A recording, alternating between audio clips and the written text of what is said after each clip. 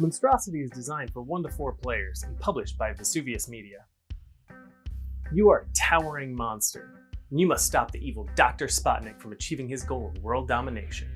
To do this, you must destroy an entire city?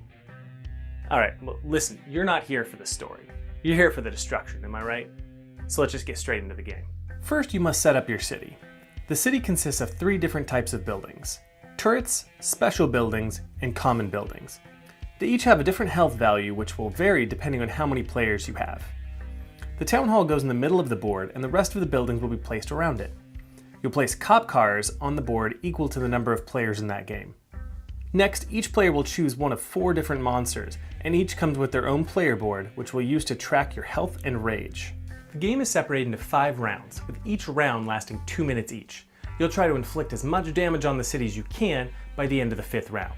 During the round, you'll continuously roll dice and resolve the actions as fast as you can. The icons on the dice will either allow you to perform different actions or indicate the damage your monster will suffer. The combat icon allows you to inflict 1 point of damage on any target adjacent to you. As you damage buildings, damage cubes are placed on the roof. Once the damage has reached the building's health value, it is removed from the board. The rage icon will move your rage tracker up 1 level. When the tracker reaches the end, you can choose to spend your rage to perform a special attack unique to your monster. Energy can be used in a few different ways. You can either cause damage, increase your rage tracker, gain health, or remove your monster. The police siren will cause damage equal to the current police threat level. And finally, the turret icon represents the city's defense. If you're in range of a turret, you'll suffer the damage listed on the threat tracker. The threat tracker increases as you destroy the buildings in the city. Turrets and special buildings will increase the tracker by 2, while common buildings will only move the tracker 1 space. You'll move the marker between rounds, and you'll draw cards once the tracker enters a space with either Dr. Spotnik or Maddie Newton. Dr. Spotnik will make you draw a retaliation card. These cards will increase the city's defenses and will place tanks, helicopters, or barricades on the board. Maddie Newton will help give you reinforcement packages. If you collect these, they can either max out your rage or give you full health. Should your monster ever be killed, you'll lose all of your rage, but you can respawn on one of the 4 locations on the board and keep playing. At the end of the game, you won't just win or lose. You'll gain stars depending on how well you did. You'll get 1 star for destroying the town hall, 1 star for destroying all buildings, and 1 star for finishing the game by the end of round 4. And if you want to up the difficulty, you can always play in advanced mode, which will give the game a little extra challenge.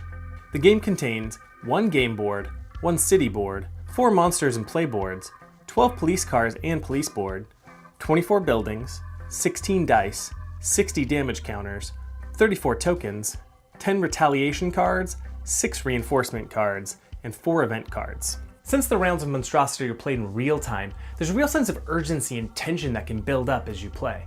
And if you use the free MonstroCity timer app, the music even ramps up as the timer ticks down.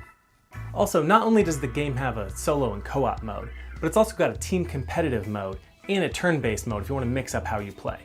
The way MonstroCity's board is set up gives the game some visual depth and adds to the feeling of being a towering monster in the middle of a frightened city. And as you remove buildings from the board, you really get to see the destruction you leave in your wake. If MonstroCity sounds like the kind of kaiju-style game you're looking for, make sure to check out their Kickstarter page. A few of the stretch goals they have planned will include new cards, 3D tokens, and even a new playable monster. Thank you for watching this preview of MonstroCity. And remember, we're always interested in hearing your feedback, so don't hesitate to send us a message or leave a comment on the video. As always, I'm Tony, and I'll see you in my next video preview.